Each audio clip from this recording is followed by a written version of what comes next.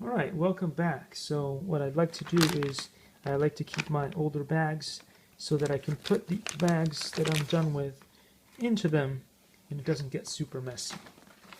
Alright, so what we have here is, let's see, Guns N' Roses would say failure to communicate. Anyway, let's go right into this. Let's open up the chassis itself, or the main part of the chassis. And I don't have scissors with me, so we'll just do the alternative, which is rip everything with your hands, maybe? I don't know. Never mind, I think it's open on this side. Is it open on that side? No, it isn't.